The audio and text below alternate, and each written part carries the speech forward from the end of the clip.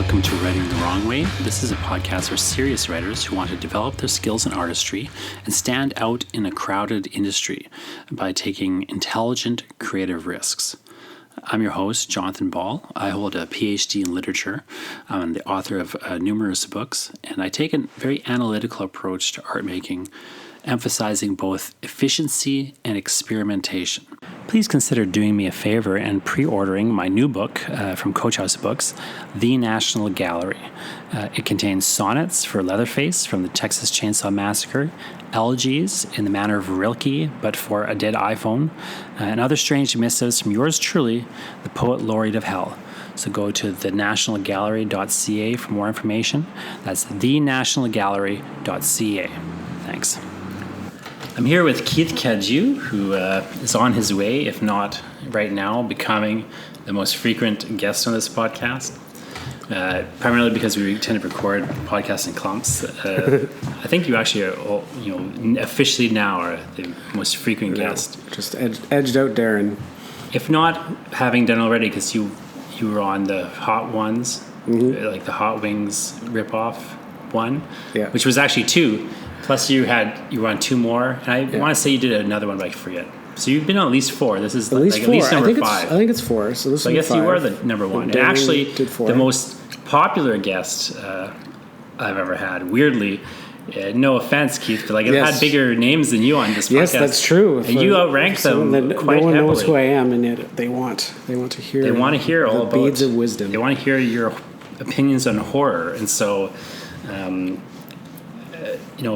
we're going to talk a little bit about Thomas Ligotti, who is an author we're both a little obsessed with. But first, why don't we just say a little bit about yourself, Keith? What do you do? Who are you, Keith Cadieux?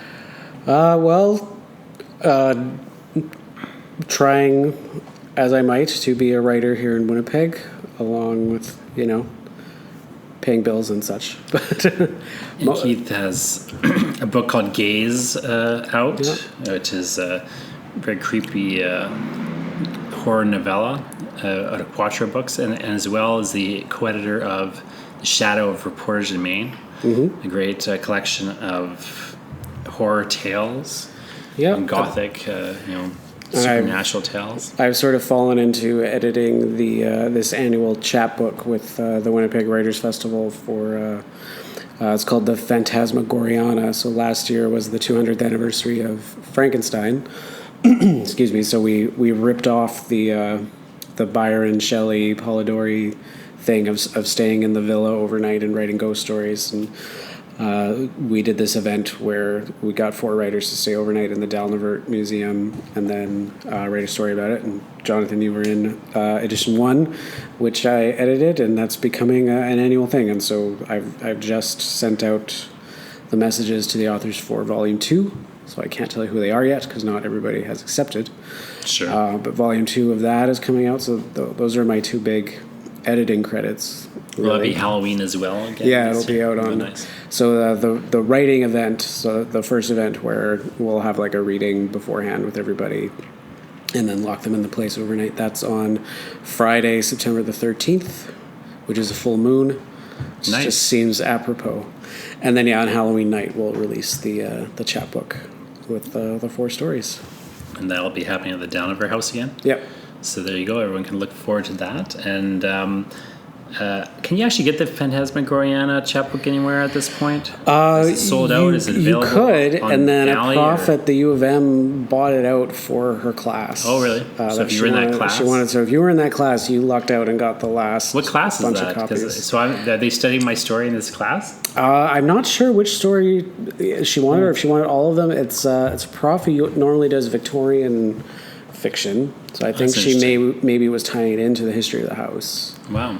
But very curious. So she bought up the rest of our stock so that she could teach it in her class. Well, there you have it. And today we're going to talk, as I said, about Thomas Ligotti. Because Keith, and I both, I like to joke that I'm a horror writer, but nobody agrees with me. Keith is more of a pedigree as a horror writer. But I think, again, we've been kind of toiling in the the minds of what you might call literary fiction, which is this ridiculous genre with a ridiculous name. But it is very much, horror has a strange, it's this genre that has sort of a low reputation, but I think, high, really is the most kind of obviously high art genre in a strange way. Like it's a genre that historically, and Ligotti is a great example of this, historically like prides itself on poetic prose, and vivid descriptions, and really plumbing emotions, and it's very character interested. It's a very quote unquote. It's almost like the opposite of what people think it is in many respects. And Ligotti to me is an interesting figure because he's so self-aware as a horror author, but at the same time, he's really working in a tradition in a particular way. He has these ties to Poe and Lovecraft, and even outside of horror, but more in the kind of, I guess you might say, weird fiction vein. He has this really clear tie to Kafka. But he's also this strange, like, sui generis, like, isolated individual. I don't know, how would you describe Ligotti for people who don't know who Thomas Ligotti is? Yeah. And, like, what his work is like? Because I find it hard to describe him personally. It definitely, he absolutely is hard to describe. I think you're right that he sort of stands all by himself, despite becoming rather trendy in the last little while. So I had heard the name, but had never been able to track down his books. Now it's hard to quite a track while. And down now his it's like books. it's definitely hard to. At some online because I had heard about this story, and I was like thinking, like, where is this story published that I've been hearing about on this other podcast? And it turns out it's in this book that I can buy a copy for $730. Yeah, on Amazon, secondhand. So he's been this sort of well-kept secret for a really long time, but people in the know have always known who he was. Like, sort of aspiring horror writers always knew, and even the idea that, like, he wrote an X-Files script that was never made. Really, I didn't know that. No, he wow. And it was never made. It was never made. So he wrote like a spec script that they really liked, and they never found a way to do it. And so you can find it online now. So this was someone who, like, I had heard the name. No, I haven't read it. No, I gotta get a hold of this. That'd be so cool. And it's I'll try very. to link to it. If I can find it to your listener, I'll link to it. And it's very Ligotti. It's like it's very, very crazy. Like, from what I understand, so I haven't read it firsthand. I've just read like synopses of it, and it's unfilmable. There's no way they could have done it, but it's a very Ligotti thing. It would have been great. But so anyway, so I knew who he was, but had never read anything firsthand. And when I really got to the point of, like, okay, I'm going to track something down, was once True Detective season 1 dropped. Yeah. And everybody was talking about Ligotti. So that's when I managed to get a hold of Teatro Grotesco, which was not that old at that point, so it was still relatively available, and The Conspiracy Against the Human Race. And then a couple of years after that, because... Sorry for the motorcycles. Yeah, there we go. We're in this studio, and there's like some guy revving a motorcycle outside in a very nightmarish manner. Yeah, and then so after that, the Penguin Classics edition came out, so we're sort of... It's the right time to suddenly become interested in him, because you're actually able to get a hold of a lot of these books. But he does have this tie to Kafka, because he has this really interesting view of worker life and just the drudgery. There's embedded in his horror is always some sort of drudgery. There's something that just repeats and repeats and repeats. That is usually the basis of why everything's terrible. And he really conceptualizes life itself as a sort of drudgery. There's a great story in Teatro Grotesco where this character is talking about... The plot of the story is that this character is being visited occasionally by this strange mannequin puppet. Like this kind of puppet... like this life-sized...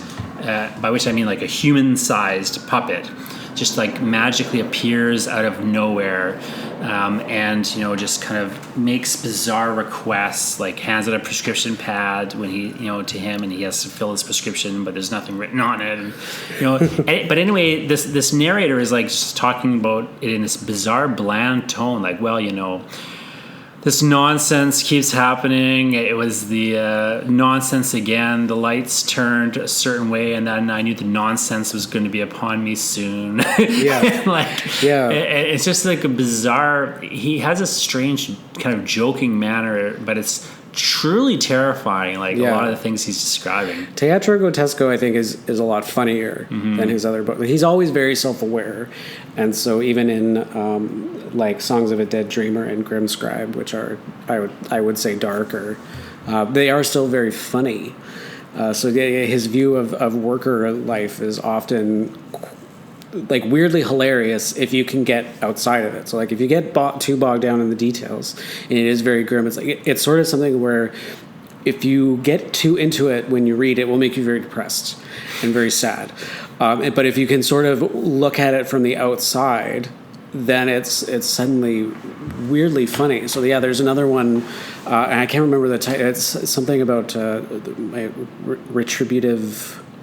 My case for retributive action. Yes, I just read that story earlier. So that's the one about the guy who is going to a psychiatrist who, in order to cure his depression, prescribes work at this company, and it turns out that all the doctors work for the company to which they prescribe people to go work for them.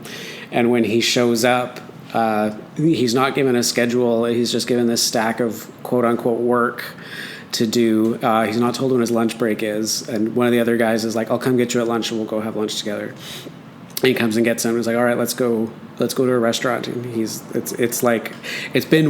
way past lunchtime. It's like 8:00 at night. He's been there all day. He hasn't taken a break. The guy finally comes to get him. They go to the restaurant. The guy pulls a paper bag lunch out, and he's like, oh, they don't serve food here. And there's just moments like that are just, they're so silly, like for lack of a different word. But that same story culminates in like a man is being turned into a spider. Because the company is testing this strange venom. Like it's a very dark and like eerie and truly kind of disturbing story on a lot of levels. Yeah. But then you have this weird level of like this strange satire of office life, this and goofiness, bureaucratic. Or even capitalism. The ongoing stories of there's another podcast I listened to called The Casual Academic, and they did an episode on him, and they mentioned a lot that he has sort of this post-capitalist apocalyptic worldview, that like all these towns he's looking at are places that have sort of been ravaged by, like, they never say what exactly it was. Yeah, but like something like a mine that is now dead, and so the town is slowly dying, and the industry is just leaving these people behind and moving along. So the town manager story is this great example of, it starts out that it's in like City Hall, that's the town manager's office, and then it's like it's in a strip mall, and then eventually it's just this shed by the side of the road with town manager scrawled in wood, and he never comes out and never does anything. But yet, and the town just deteriorates. He's transforming this town into a weird sideshow, and it is a disturbing, gruesome story in a lot of respects. I find Ligotti, if you haven't heard of Ligotti or read much about Ligotti, he's most well known as a short story writer. So he's like, again, Poe and Lovecraft in that respect, in that he's primarily known as an author of short stories. He has done one novella, which is called My Work Is Not Yet Done, which is this kind of very short novel, which was the first thing I read by Ligotti, was this novella of his.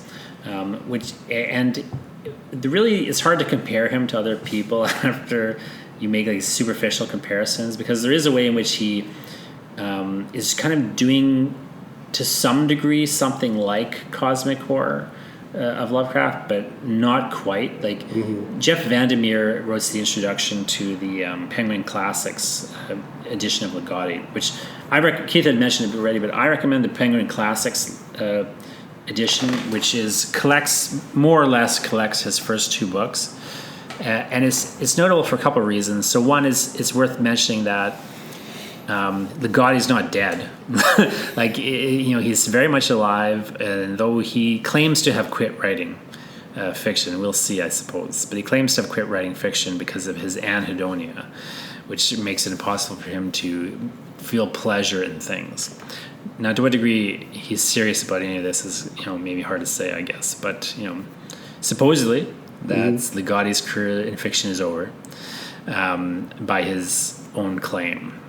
The classics edition is interesting, though, because, you don't, see a lot of, Penguin's classics editions. They're starting to do more of them, of, living authors or recent authors. They just did a Matheson one, although he's dead, but he's a relatively recent author, although older than Ligotti.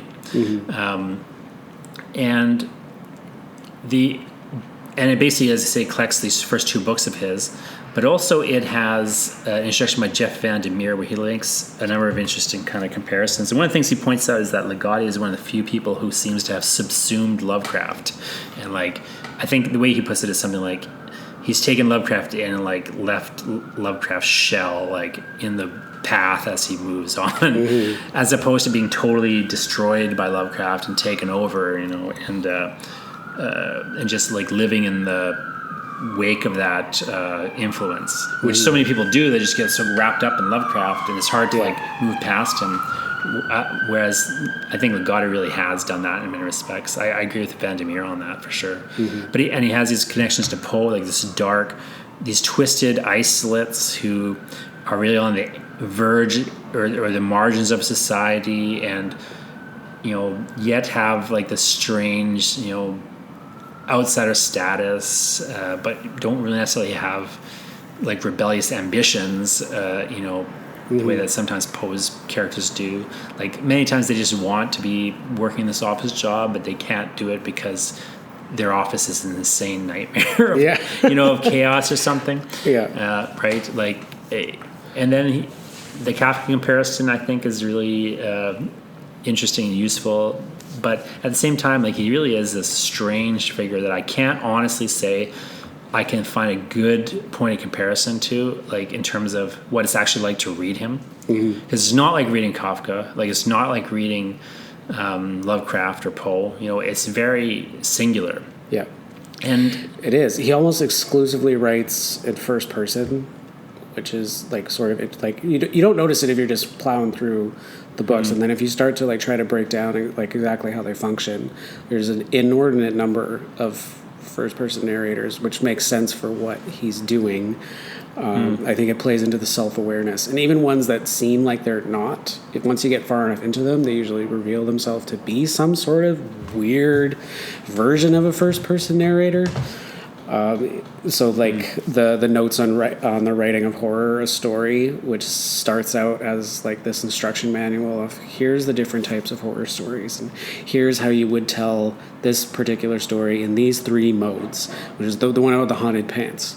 Yes. And so again, about being premises, he's going to retell the story of haunted trousers in these different modes of horror, and that one seems like a third person sort of. It reads like an essay initially. Yeah, and then it twists. And it's also, but that's another great example of one that is weirdly disturbing, but is also very funny, because the premise that it talks about of these haunted trousers is so ridiculous.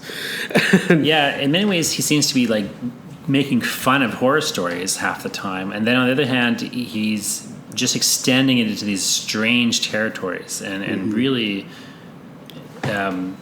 he really is not a writer that I can say a lot of cliches collect to. Even when he does something, he uses a puppet, say, in that story, a fair bit. But even when he does that, he doesn't really fall into the same way that other people use puppets, or again, if there's this transformation in the office world, he doesn't really go in expected locations. One of my favorite, what sold me on Ligotti was I first read Conspiracy Against the Human Race.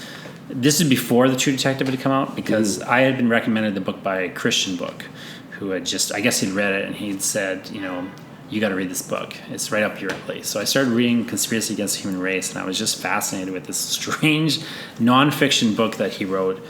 The fundamental argument of Conspiracy Against the Human Race is this argument. He kind of traces the philosophical history of pessimism, which, people say, "Oh, I'm a pessimist," all the time. But what pessimism really is, you're probably not a pessimist, because what pessimism really is the idea that we should extinguish the human race intentionally and ourselves. And so he kind of traces the history of that idea and its development and its unpopularity. And he also connects this to horror, and he seems to be making a weird elliptical argument that to him, horror at its heart and at its best is making the argument that we should extinguish ourselves and that consciousness is a curse and so on. So I just read this book, and then when this book was in my head, I saw the first season of True Detective, because that had just started coming out shortly after I had read the book, and I recognized that Rust in True Detective was saying a lot of basic crib notes versions of a lot of the stuff that Ligotti had been writing about, to the point where there was accusations of plagiarism against the show because of this and so on. Although I think those are kind of overstated, but because again, Ligotti is just summarizing a lot of other people's arguments, and there's moments where you can see really clearly. I forgot the guy's name already. That made True Detective. Oh, Pizzolatto. Pizzolatto had clearly, read Ligotti and had said so and so on. But I mean, it's you can't it's True Detective. You do want Rust to be quoting where he got the source. I found it kind of a ridiculous thing people were arguing. It was. I understood the controversy to be that Pizzolatto was not upfront as much as people wanted, that the ideas came from Ligotti. Yeah, I mean, I get that. And that this is something too, you'd have to go back and reread all the interviews and do a historical study of it. Yeah. But apparently the anger comes from before True Detective was popular, when it first landed, and it had all this talk about the King in Yellow, and Rust is clearly quoting Ligotti, and then everyone's like, these are wild ideas, where do you get them from? And he started listing his sort of pulp influences. He said Laird Barron, he said Thomas Ligotti. He did say Ligotti. He did say them. Because I've seen interviews where he acknowledges all these things. In all the later interviews, he just clammed up about it and wouldn't talk about them anymore. So then people sort of got it in their head that he was looking down on them. Yeah. But it's hard to say, because for all we know, Ligotti called him up and told him, don't say my fucking name. Could have been anything. Most likely, well-known it's publishers saying, hey, maybe you owe us money. The way that, how Harlan Ellison sued James Cameron. I was just, or even just could be the studio saying we're worried about this. We're worried about it. It could have been anything that is not necessarily that he didn't want people to know that he had been slumming it and reading these books. I think he very much wanted people to know that that's what he was reading. It was clear, I thought, because I just read the Ligotti book, and I was like, well, this is obviously this guy's read this Ligotti book. And then I got interested, and I loved the first season of True Detective. I've got a few reservations about it, but but I was very impressed with it in a lot of ways. But when I went into his fiction, I first read My Work Is Not Yet Done, this novella of his. Yeah. And what most impressed... So it was, a good, interesting novella for a little while. And then what most impressed me about it is there's a strange moment in the book where... The thing I like most about Ligotti, I think, fundamentally, just as a guy who's interested in experimental fiction and, unusual, unconventional techniques... I like how Ligotti is not afraid to just do something that should not work at all and then just act as if it works and move past it so confidently and that you just buy it. So I'm reading My Work Is Not Yet Done. There's a moment in that book where I can't remember precise words, I don't have the book in front of me, but I kid you not, dear listeners, I kid you not, it basically says this. It's a normal kind of realist novel where this guy's at this company and he's kind of, feels like people are making fun of him behind his back, and maybe he's not getting invited to meetings and so on. But it's pretty much straightforward. Nothing too unusual is really happening. And then all of a sudden, it's basically it says this is a transition, more or less. Then a strange supernatural occurrence took place, and I just became endowed with dark powers. And it never explains, it basically says something like that. It doesn't explain what happened. He just now has crazy dark powers, can manipulate reality and fold time, and he starts to take out revenge against these nightmare, these people he feels are in a nightmare pact against him. It just, it just takes this bizarre, insane turn, and It never. does. And it turns out his boss also has these powers, and they have this great bond. Like you and I have complained about lots of other books where it's going really, really well, and then at the end you have the Bond villain explanation of all the motivation, and it falls really flat. But he does this towards the end of My Work Is Not Yet Done, and it works. Yeah. And the first thing shouldn't have worked. With all of a sudden he has superpowers, and then all of a sudden the reveal that someone else also has superpowers. Something happened. He literally is like, then a thing happened, and it doesn't even tell you what happened. Yeah. And it's like, but I can't really explain it. Anyway, now I have these crazy superpowers. Sure. And as you say, like by the time it just moves forward this crazy pace at that point. It's totally just this series of surrealist episodes now, and then like this boss, explanation. But it all works magically, and none of it should work in any way, shape, or form. That was what was so impressive to me when I first read it. And it's not even it's not his best story by any means, but that book also at the end has 3 short stories by Ligotti as well, which aren't really connected to that novella at all. No, they're just lightly tied to industry and working again, because that seemed to be, as you get later into his work, he gets more focused on that. Like Songs of a Dead Dreamer is more supernaturally focused, and like there's sort of more interest. Like there's a serial killer story in there, and then there's the demon one, and then he starts sort of gravitating to more and more Kafka-esque. Like they're all sort of workday horrors kind of thing. Some strange nameless town where there's a nameless figure, and there's bizarre developments or factories. Like there's a really interesting idea. I just read the tower, the red tower, which is this great bizarre. That's one of the only ones that is not first person. It's like it's this weird third person narrator. No, it is also a first person. Is it? It does twist, doesn't it? But yeah, like just this odd story of all the impossible things about this building with no doors that goes underground that churns out nightmares, weird nightmare items, and dolls' eyes that are soft and like weird, just like lots of weird grotesqueries. And it just delivers them across the world to locations where they may never be found. It's this, and they all come out of graves. Insane. That when you go inside the factory, it's a series of graves, and then the graves open up, and then there's stuff in them. Well, no, I just read it. So like it talks about this factory has it's in this strange like landscape. It has no entrance to itself. There's no windows or doors. It's 3 stories high, and it's just this red tower and this gray landscape. And then he describes but I know it has 3. This person is just relating like information he's heard about the red tower, and he's never seen it, of course, and no one ever speaks of it. But this is the information that he's heard. And then he says underneath the top 3, there's 3 floors above, but there's also 3 floors beneath, 3 floors of basement. And the first floor is where they were making all of these, strange items and then delivering them through a complex series of tunnels. These kind of quote unquote novelty items, he calls them. He's like, but then the second floor underground is these graves, these unmarked, unnamed graves, which were the second phase of the factory's production, where they started to birth creatures. So these graves that kind of birthed these undead things and sent them across the world and whatnot. And then there is rumored there's a third level underneath as well, where the current production is taking place. But what it could be, nobody could say. Nobody ever talks to the Red Tower. Nobody's ever seen it.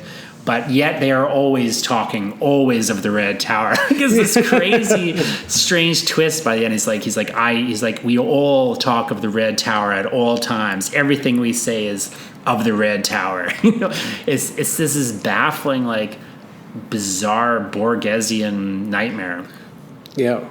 That's maybe the other writer that I see a lot of similarities to is Borges, or however you pronounce it. Yeah.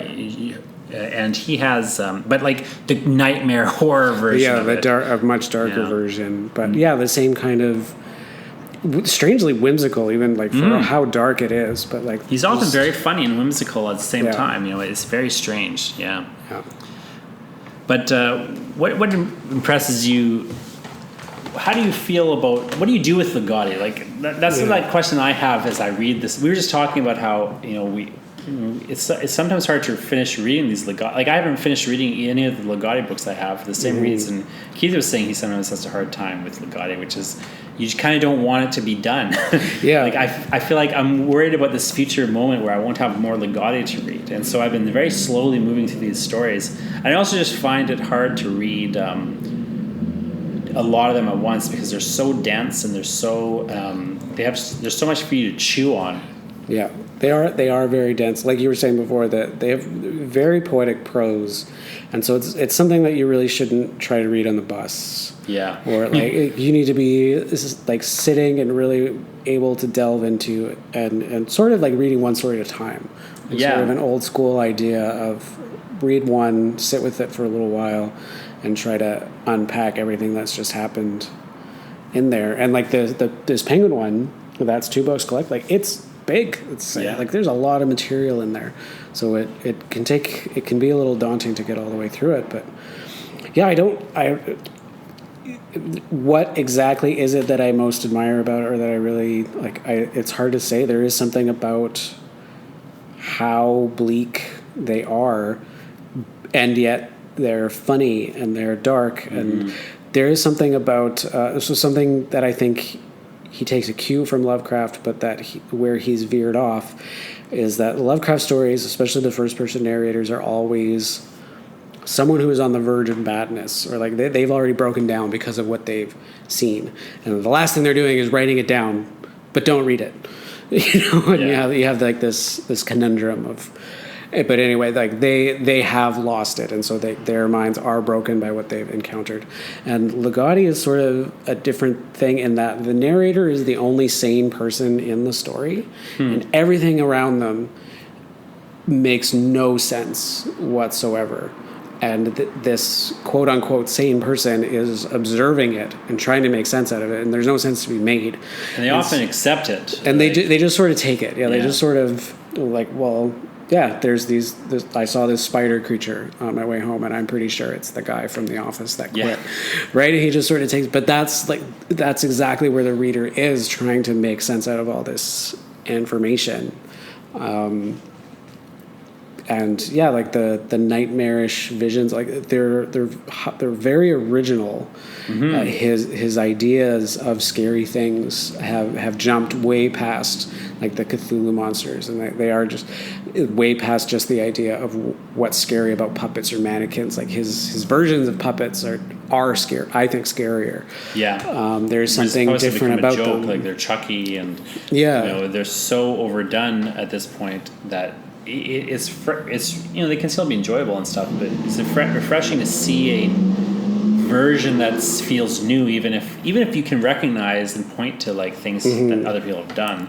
He just like that story that My Case for Retributive Action, where at one point this character finds in the attic. So one, you can count the horror tropes, like he goes in the attic because he's heard noises in the attic. There's these rats there, but they're also somehow the rats have been turned into spiders. Like they're half spider, half rat / some new thing, because this guy is a spider monster and he's infected. So like you can start like racking up the horror tropes, but they start to combine and twist in weird ways, and all of a sudden like it's this new thing you haven't quite seen, and the reaction is not like the normal reaction. The reaction is like, oh, then I did this and I did that. Like he doesn't run screaming. He doesn't, He's like, well, then I did this, then I did this other thing, and now I'm writing to you, my friend. Yeah. To tell you about it. Mm-hmm. Yeah, you're right. That there are these great twists on existing tropes. So like you were saying, like, it seems a lot of the times like he's making fun of other horror stories, and so that's where his self-awareness becomes this great strength. It doesn't come into parody. Like it starts like sort of self-consciously make fun of like a horror story, like with these haunted trousers. But then he will make it scary. Like he'll move it into an actual frightening and disturbing space. Yeah, like I think that's something that not very many other self-aware writers do. That they get stuck in the parody part rather than moving beyond what it is that they're poking fun at. And he sees the flaws, and he manages to jump further. So like another one with a really great trope with a twist on it is the Bungalow House in Teatro Grotesco, which is about this guy who, like, again, in a doldrum drudgery job, he works across the street from this like shitty art gallery that's just a dive that he goes into every day, and he just sort of wanders around and eats his lunch. And the gallery owner sort of tolerates him because it doesn't bother anybody. He never buys anything. Either he just looks around at these weird, bad pieces of art in this scuzzy spot. And then one day there's an exhibit that's like an old cassette player with a cassette in it. And the first cassette's called The Bungalow House. And he listens to it, and it's this narrator talking about this derelict, destroyed house. And he's weirdly mesmerized by it, and he listens to it.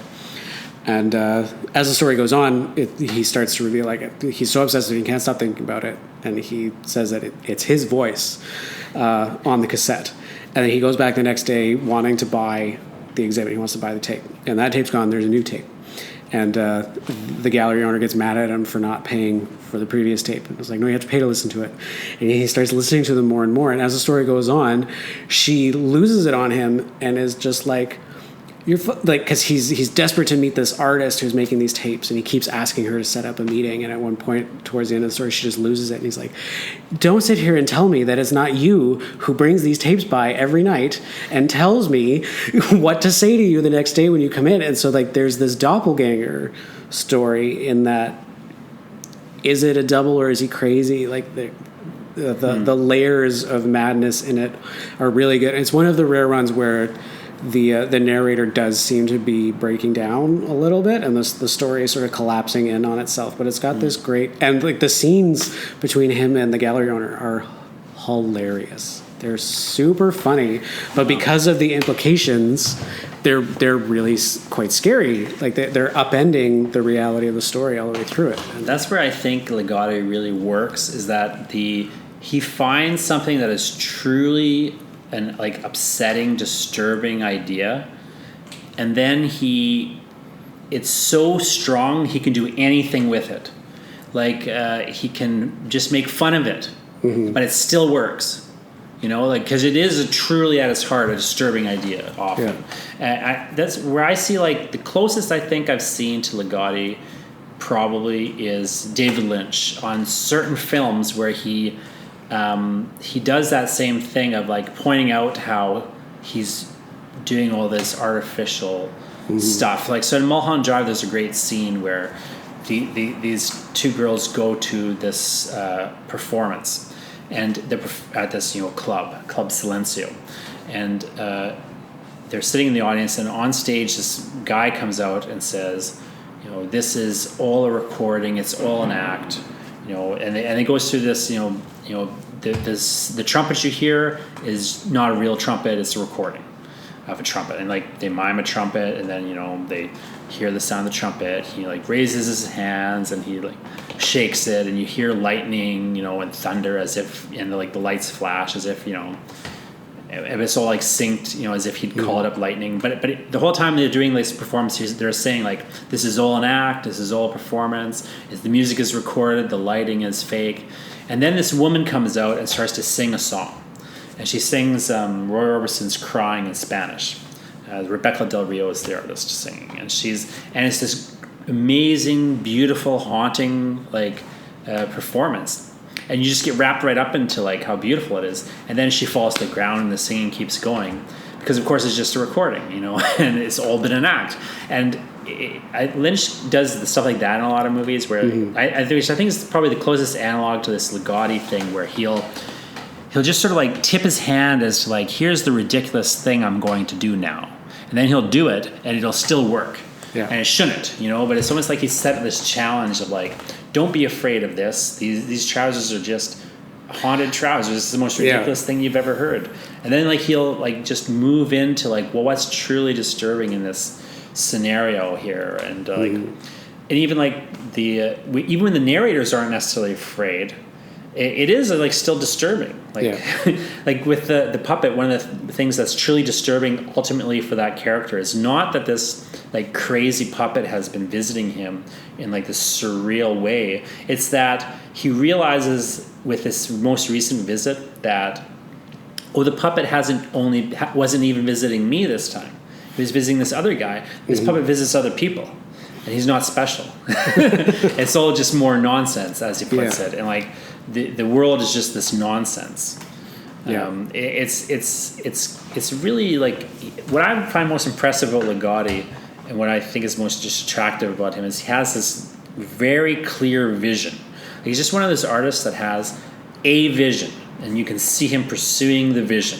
You know, and no matter what he's doing, it's just some variation of this, whether it's the nonfiction or, you know, these horror stories or whatever. It's just this like iteration of this same fundamental like idea of, you know, the universe is this kind of weird nightmare of like annoying chaos. It's maybe the best way to put it. Yeah, there's an interesting thing there too, where like a lot of the narrator's reaction to these really horrifying things is mostly that they're annoyed. Yeah, they're annoyed to have to be alive. They aren't really terrified of these things. They're more annoyed by it, which is like such a bonkers reaction.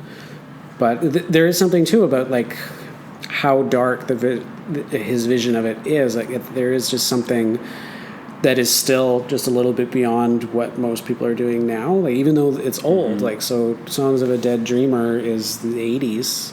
Yeah, right. Like that's true. He's been around for a while. It seems extremely modern. Like it seems like it was written tomorrow. Like it's got this very on the edge. But it's from quite a ways back, and no one has quite caught up to what he did.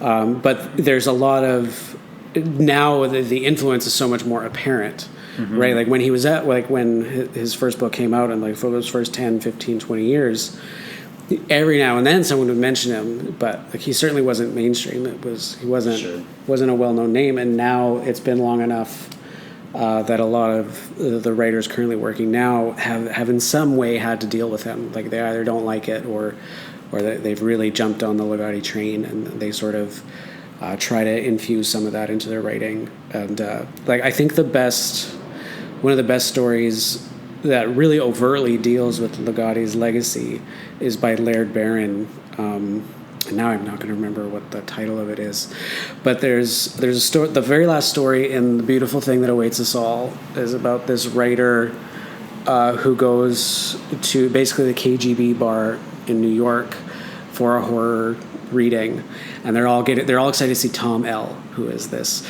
reclusive author who never comes out, and he's going to come do this reading.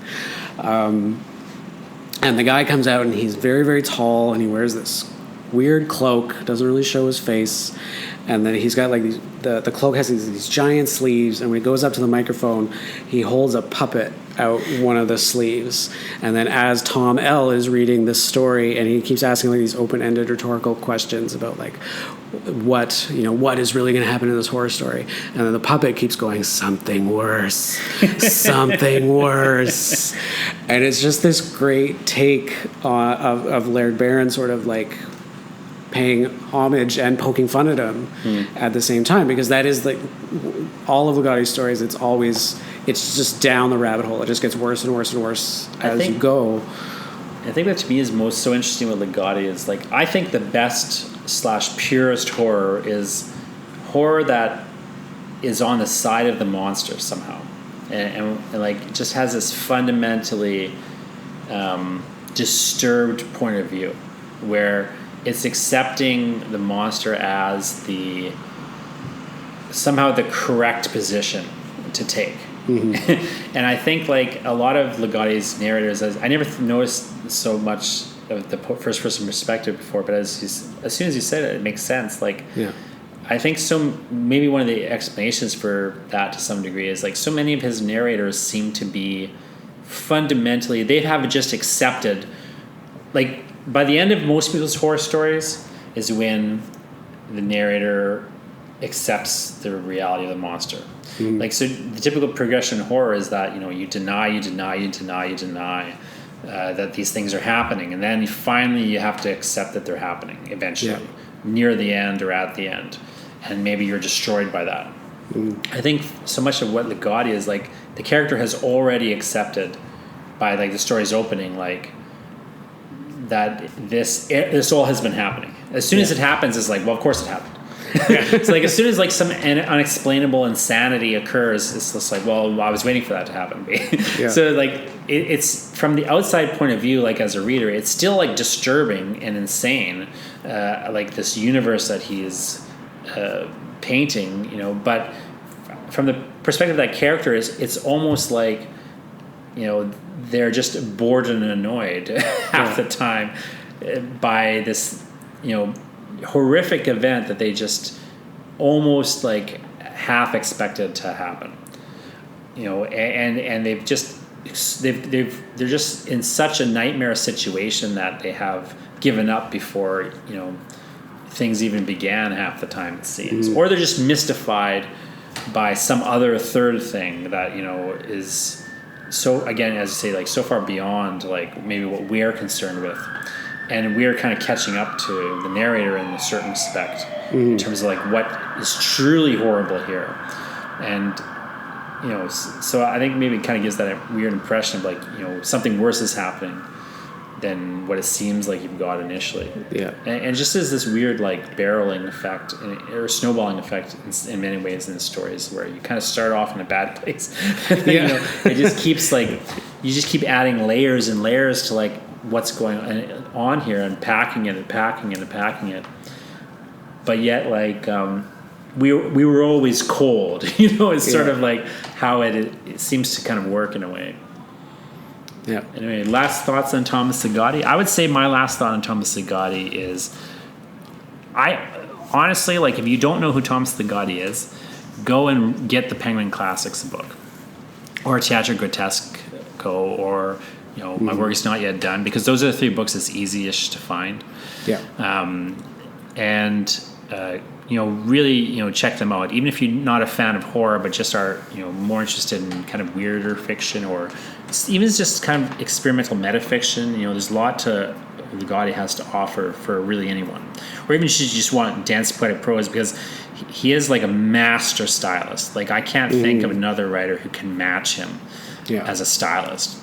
Yeah, there is that. Like, he's been most recognized by the horror community, but no, he's a full-on literary heavyweight. Like, there's a lot of interesting metatextual and intertextual stuff going on with all his writing. His prose is incredibly florid and well-packed and visual, and he's just a really good writer. He's also really scary, but he's a great writer. I think, like, I keep saying, like, I would probably go so far to say that he's the best horror writer since Poe. Yeah.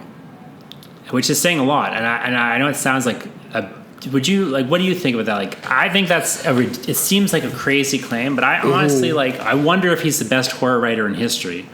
And I think he's certainly the best horror writer since Poe. Yeah, I do think so, actually. There's a lot of... Yeah, it's just... I can't get enough of it. Like we were saying, you get these books and I don't want to finish the book because I don't want to be running out of Ligotti stories. Like, I want there to be more. And I am rereading them all now. I'm having the same problem even as I'm rereading them, but there's that too, that there's a wealth, like there's something to be gained from rereading stuff, which is not always the case with modern stuff, and it's not always the case with even really good horror writers. Like, some of them don't hold up well to be read again. Stephen King is the best example of that. If you want to ruin a Stephen King book you really like, just read it again. I won't go quite that far, but I've read some Dogs and some great stuff. But I always wonder with certain books if I went back to them. Yeah, but there's a richness to the Ligotti stories that is unique. It's rewarding to get just how densely packed they are. And there's something like, so that when I was teaching, and I would teach the James Joyce story, The Dead. Yeah.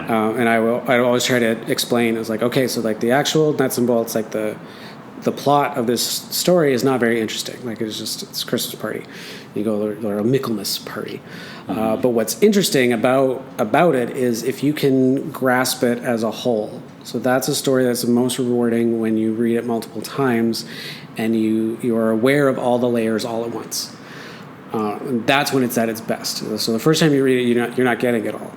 And that's how I think a lot of Ligotti stories work, is that they function best when you are aware of all of their moving parts. And if you can grasp the whole thing, then it's really something special. But you gotta work at that. Like, that's hard. It's hard to get into. So check out Tom Ligotti, and I especially, again, recommend the Penguin Classics, but really anything you can find, honestly. You can actually find a Ligotti book for under $100. You should probably buy it. It sounds ridiculous to say that, but and somebody out there, please reprint some of these Ligotti books and keep writing the wrong way.